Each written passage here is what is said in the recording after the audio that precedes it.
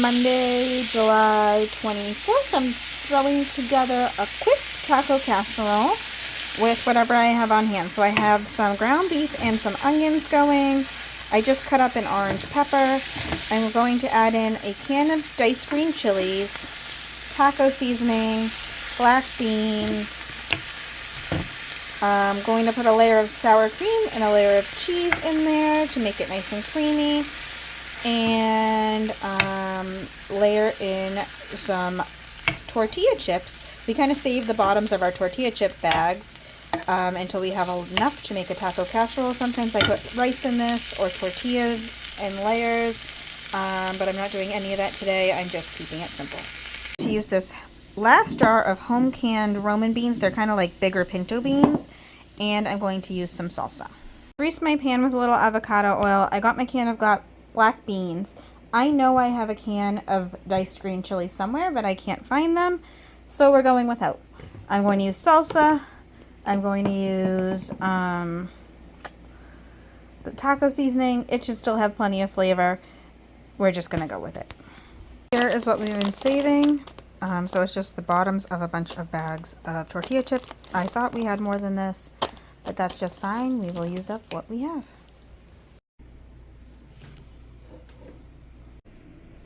This is all doctored up with some salsa, sour cream, and pickled jalapenos.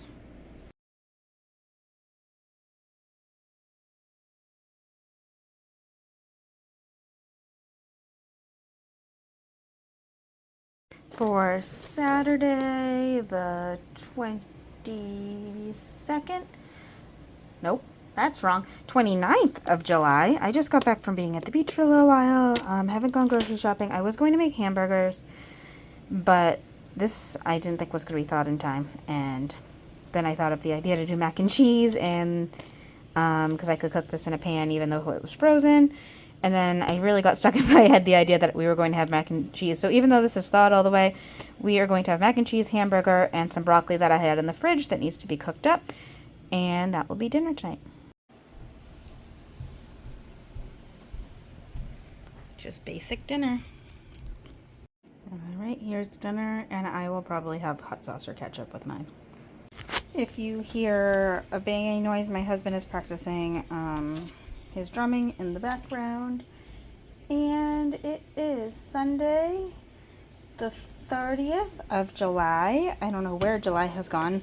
These are little pucks of herbs. I think there's like basil, thyme, maybe oregano, green onion. I can't really remember. These were frozen a long time ago, maybe last season. And they're mixed with olive oil, and I put them on this cookie sheet, and I'm letting them thaw out. I might have to add a little bit more olive oil. I'm going to cut potatoes the long way and put the cut side down on the cookie sheet, and then I will bake them like that, and it'll be like a baked potato, but one side is crispy and seasoned. They are delicious. We're also going to have some marinated chicken that I had frozen a while ago. I think I showed you when I did that.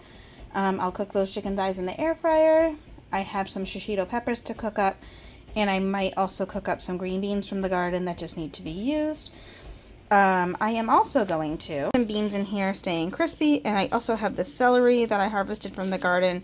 It's very tiny, but my celery doesn't get very big around here. I don't know.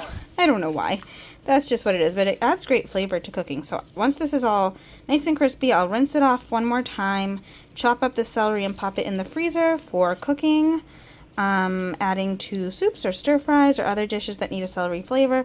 And then these beans plus some beans in the fridge will get cleaned up, and I will just saute those in a pan with some olive oil and seasoning, or butter and seasoning, and I'll show you little bits and pieces as I go. The potatoes all rubbed down with oil, and they're sitting on the pan in some herbed oil, and I will bake those up until I can stick a fork in them and they are tender just like a baked potato. Here is my garden celery. As you can see, the stalks are quite small, but it is still delicious and adds lots of flavor, so I will chop it up, leaves and all, and put it into this bag that was supposed to be shredded squash, but I didn't have enough, so crossed it out, wrote garden celery, chop that up and get it frozen. The potatoes are in the oven, and then I'm going to start the chicken and the other things.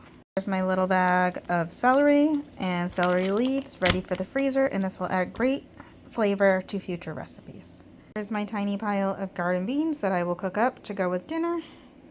All right, here are the potatoes, and when I turn one over, let me show you. They're so crispy and delicious. So those are the potatoes. There's my blistered shishitos in a cast iron pan, the little bit of beans from the garden, that marinated chicken, that tamarind marinated chicken, cooked in the air fryer. For those of you that didn't see before, I had marinated a bunch of chicken thighs and vacuum sealed them. I just used various sauces I had on hand, and then when we want to use them, we let them thaw in the fridge for a few days. They get nice and extra marinated, and then we just cook them up in the air fryer.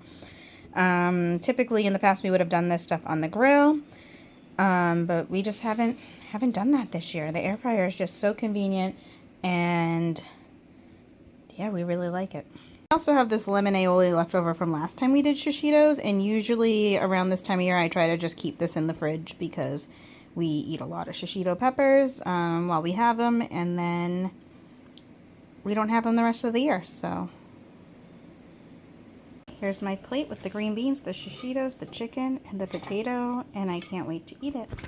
It is Monday, the 31st of July. I can't believe it's almost August. One of the preservation things that I'm doing this week is dealing with this garlic harvest. So it is all cured, and I am just cutting off the ends and putting it in this basket for storage. Alright, I am about to make the first garden tomato sandwich of the season. So I have the garden tomato, of course. This is the first big tomato we have gotten. I forget the variety, but it looks delicious. Salt, pepper. This is the gluten-free bread that I have right now, and Hellmann's mayonnaise. So because gluten-free bread is so tiny, I actually made a sandwich and a half. Here's my hand. Here's the sandwich. Full-size bread tends to be a problem around here, but here it is with the tomato, the mayonnaise, the salt and pepper, and I'm really looking forward to it. Okay, so I am making a quiche for some easy breakfast. It is Wednesday, August 2nd, at around 2 o'clock in the afternoon. I meant to make this on Monday, and I just never got around to it. I have some cheese left over from a cheese platter we had, plus some Monterey Jack cheese in this container.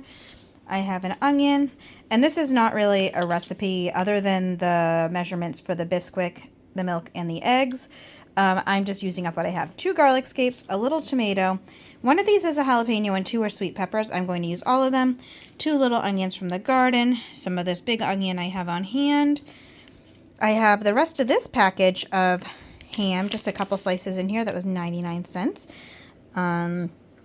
It was originally $14.91 a pound, and this came up to, I can't do math today, much cheaper than that.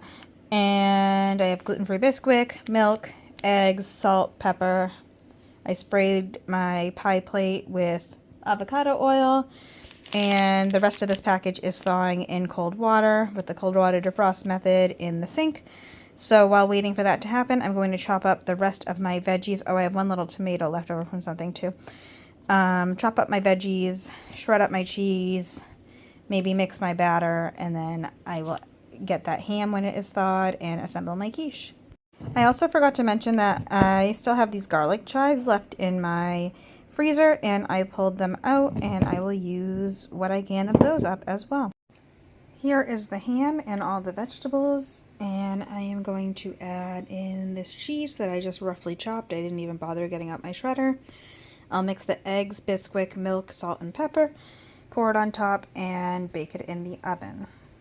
So I decided that while I have the oven preheating for 400, I'm going to just heat up my oven in my house one time and cook dinner now. My husband and I probably won't eat dinner at the same time anyways, because I'm going to yoga tonight and I'm not sure when he is getting home from work. So I am going to make a sausage, pepper, and onion sheet pan meal. I have these 2 sad orange peppers that need to be used up. I had lined this with foil, and it's a cookie sheet, and sprayed it with avocado oil. I have the rest of the onion left over from the quiche. It was like 3/4 of an onion, a yellow pepper that I had purchased reduced at the store yesterday, and I have a package of sweet Italian sausage that I got marked down. It was like manager special or something. I'll show you that when I take it out.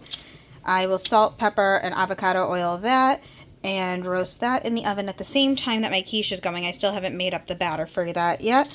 And yeah, that way I'm not using as much gas, and that will be done. I am going to make like a box rice mix to go with the sausage, peppers, and onions tonight. I'm just going to make this yellow rice.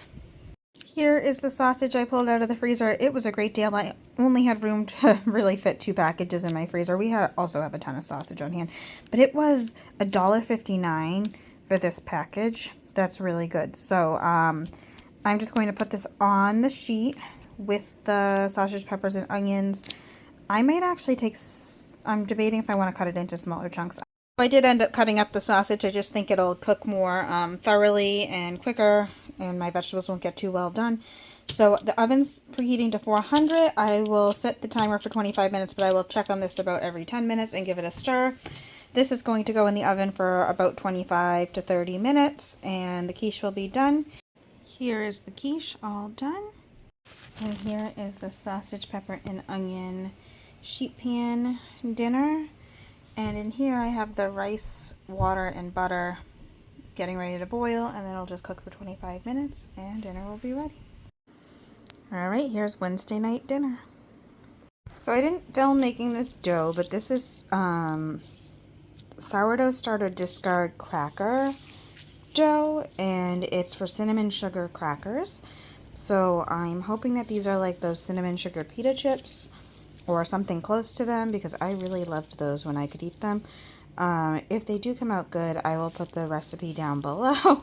If they don't come out good, I probably won't be sharing that, so that you don't have to make the same mistake. But this used up a full cup of sourdough starter, and then I got my sourdough starter that's been dormant for a while in my fridge fed and on the counter to start making some more things.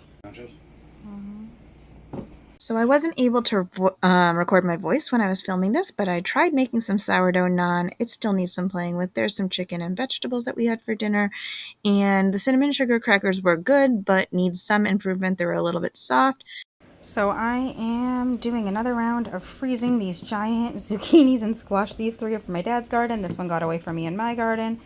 The outside's a little tough, but if I shred this up, I can put it in recipes to add more nutrition and bulk and stretch recipes, and you will never even know. So the plan is to shred these, put them in Ziploc bags, and pop them into the freezer.